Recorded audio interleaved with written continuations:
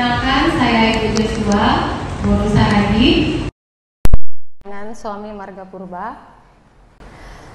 Saya ingin menyaksikan kesaksian pertobatan saya, bagaimana saya menerima Tuhan Yesus.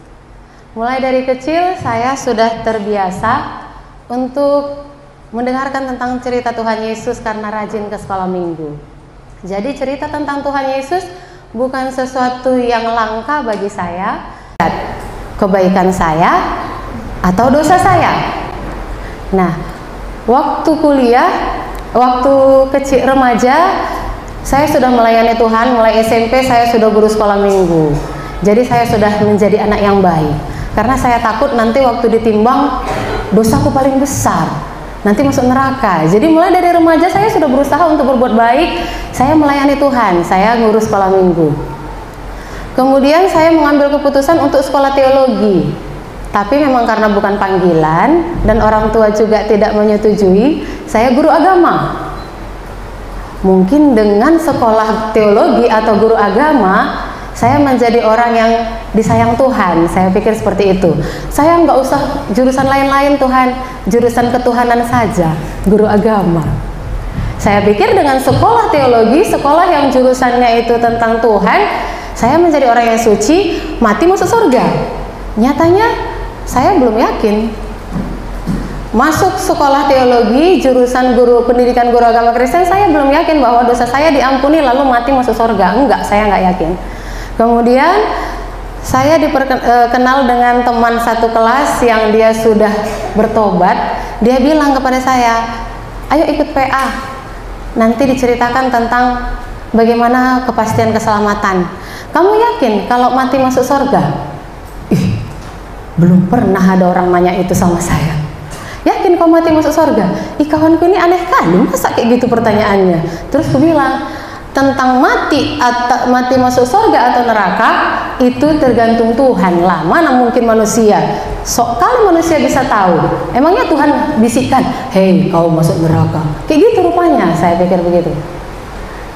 Tapi dia tersenyum, dia tahu dari jawaban saya itu ini belum bertobat.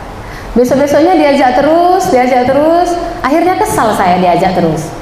Hadirilah, karena aku waktu remaja pun udah biasanya aku ikut gereja K, nggak dipanjangkan ya, gereja K yang dimana kalau tentang ibadah itu sepertinya khusyuk, terus enak di dalam. Nanti kita ketawa, nanti kita bernyanyinya senang, lalu nanti nangis, bisa nangis. Pokoknya suasana di dalam gereja itu enak. Tapi jangan keluar, karena kayaknya kalau keluar dari gereja sukacitanya hilang. Nah, akhirnya saya berusaha untuk tinggal di gereja. Saya bilang sama pendeta, saya Sabtu Minggu di gereja lah. Karena saya rasa kalau di luar gereja damai sejahtera aku hilang. Diizinkan di gereja K tersebut. Nah, tapi anehnya, masa aku kayak gini terus, Sabtu ke gereja itu, tinggal di gereja, Minggunya pulang. Masa Senin sampai Jumat kayak hidup di neraka gitu. Akhirnya kayak mana caranya? Atau ku tanya dulu kawanku yang tadi itu yang katanya dia bisa masuk surga itu. Kayak mana rupanya masuk surga itu? Kok bisa dia yakin masuk surga? Aku sombong. Karena kawanku yang mengajak itu di kelas nggak lebih pintar dari aku. Sombong aku. Dia di kelas nggaknya pintar kali, tapi kok yakin dia masuk surga? Apa rupanya pelayanannya? Mungkin bisa aku ikuti. Nah, aku pikir dengan usahaku aku bisa seperti keyakinan dia itu. Ku ikutilah PA-nya, tapi di PA-nya aku merasa terpukul. Mulai datang di PA sampai pulang aku gini. Kenapa? Karena dibahas tentang dosa-dosa, dan yang dibahas dosaku seminggu itu, dosaku sebulan itu. Kok kayaknya pendetanya ini tahu? Mungkin kawanku ini ngasih tahu dosaku. Asal datang aku, dosaku dibahas. Pasti kawanku ini ngasih tahu. Akhirnya mulai dari situ aku jaga jarak supaya jangan dekat sama kawanku itu, jangan nanti dikasih taunya dosaku. Waktu aku datang disinggung pendeta ini, pikirku. Akhirnya nggak dekat lagi aku sama kawanku itu, tapi terus diajak. Timbul tenggelam lah aku, kadang datang, kadang tidak, karena nggak suka aku dengar ceritanya ternyata tentang dosa. Kayaknya nggak ada PA lain apa? PA-nya tentang yang lain kayak berkat, gimana cara hidup baik, hidup jadi orang muda yang baik gitu kayak. Ini nggak dosa, surga, neraka. Kok serem kali PA-nya orang ini.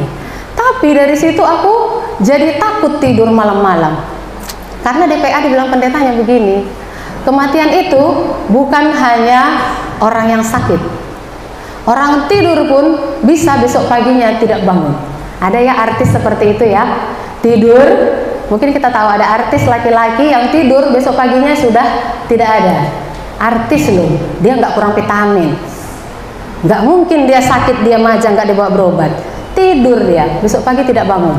Akhirnya saya takut, kayak mana kalau aku mati tiba-tiba pas tidur rupanya udah mati.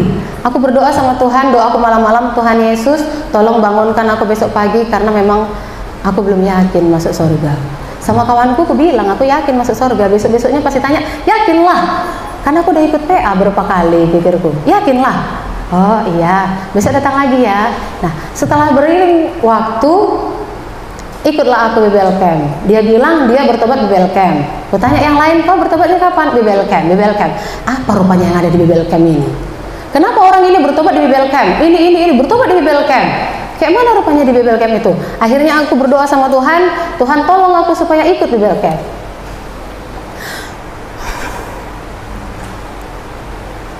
Walaupun sempat ada masalah, mobil kami waktu mobil Bible Camp ini, mobil kami kena macet, ada kecelakaan di depan sehingga nggak bisa jalan. Oh ini pasti ulah iblis ini supaya aku ditinggalkan mobil, aku nggak ikut, baru masuk neraka lah aku kan, pikirku. Aku telepon, Kak tolong aku mau ikut, masih di jalan ada kecelakaan, tolong aku kayak mana? Oke deh, gampang, nanti mobilmu kita siapkan trip terakhir.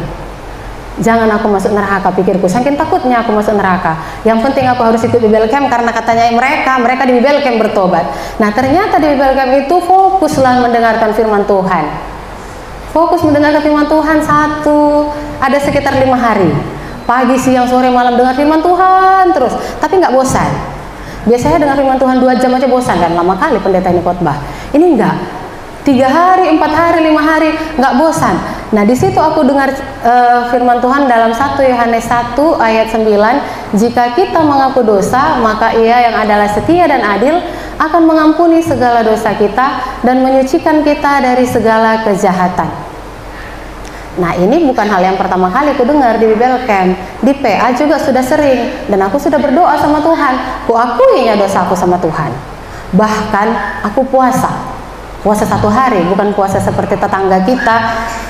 Aku puasa 1 hari, kata orang Kristen itu puasa 1 hari, jam 8 pagi buka, mulai puasa, maka buka puasanya bukan jam 8 malam, jam 8 besok pagi, 24 jam. Kutahankan, demi ya Tuhan, setelah aku puasa ini, buat aku yakin aku masuk surga.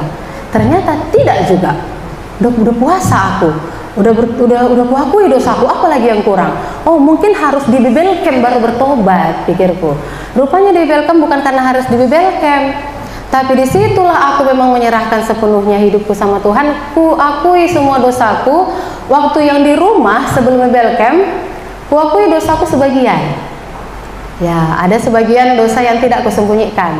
Biasa kami sebut itu dosa favorit.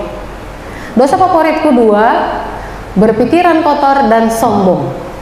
Sering aku kalau nengok orang yang bodoh, aku sombong ke atas gitu ya. Nengok orang pintar, aku sombong ke bawah, kayak minder gitu. Jadi sombongnya dua-dua. Kadang sombong ke atas, kadang sombong ke bawah. Nah, 2 dosa favorit ini susah kali ku lepaskan. Dosa yang lain, mencuri, berbohong, itu sudah aku tinggalkan. Di sekolah tidak mencontek, itu sudah aku tinggalkan. Jimat, aku juga keluarga yang okultisme, itu juga sudah kutinggalkan.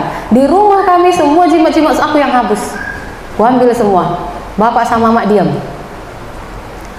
Yang ada di atas pintu, ku ambil, ku rusai. Nggak boleh kayak gini, ku bilang. Padahal aku belum bertobat di situ. Udah ku rusai, tapi belum yakin. Aku pikir dengan aku menghancurkan semua okultisme di rumah, udah bertobat aku nanti. Enggak juga. Maka aku bersuruh-suruh sama Tuhan, kayak mana caranya bertobat Tuhan? Ternyata ada 2 dosa yang masih kusembunyikan. Aku ingat bahwa di Taman Eden 1 dosa yang dilakukan Adam dan Hawa. Enggak 2, enggak 10. Dengan memakan saja itu sudah membuat manusia terpisah dari Allah. Aku ingat 2 dosaku ini harus kuserahkan sama Tuhan. Kuserahkanlah dosaku ini sama Tuhan, karena aku ingat 1 Yohanes 1 ayat 9 tadi. Lalu waktu khotbah, hamba Tuhan menyampaikan dari Markus 2 ayat 10. Tapi supaya kamu tahu bahwa di dunia ini anak manusia berkuasa mengampuni dosa. Nah, kesombonganku ini bukan hanya kesombongan kepada manusia, aku juga sombong sama Tuhan. Gimana caranya kau bisa mengampuni aku, Tuhan? Aku pikir seperti itu, dan aku tantang Tuhan, buat dulu aku bertobat.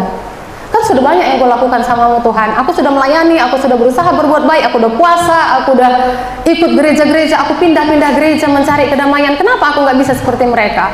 Aku tantang Tuhan, jadi aku sombong sama Tuhan. Bukan sombong sama manusia saja, tapi aku juga sombong sama Tuhan. Nah, di Markus 2 ayat 10 Tuhan bilang, supaya kau tahu, di dunia ini anak manusia berkuasa mengampuni dosa. Mulai saat itu aku bisa percaya, tidak ada dosa yang menghalangi lagi, sebab dosaku yang tadi semua sudah kuakui kepada Tuhan. Sehingga waktu disampaikan Markus 2 ayat 10 bisa menjadi iman percaya kepadaku.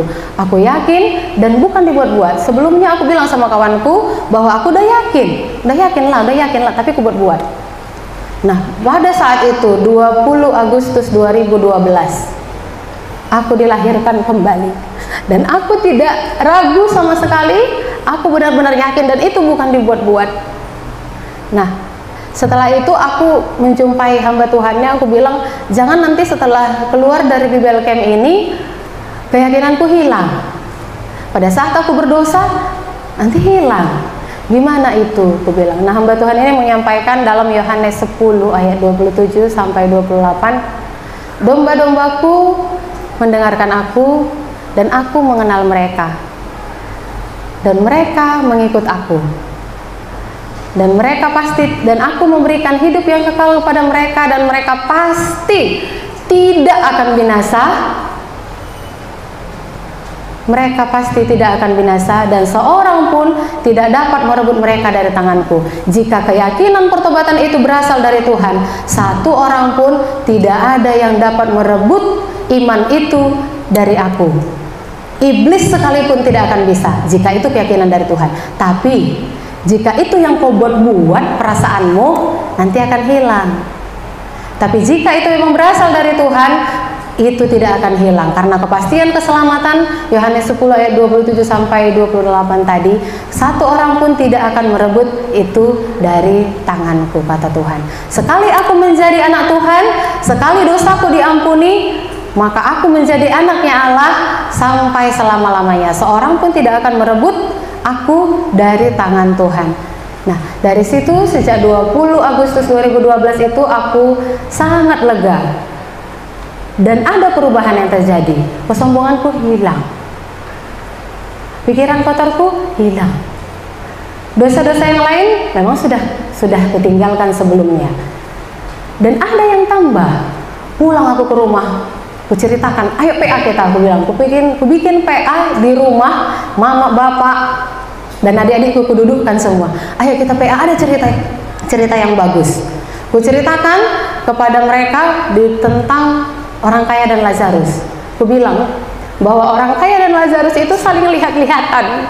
Aku nggak mau nanti mama sama bapak di neraka melihat aku yang sudah mendapatkan hidup kekal di sorga.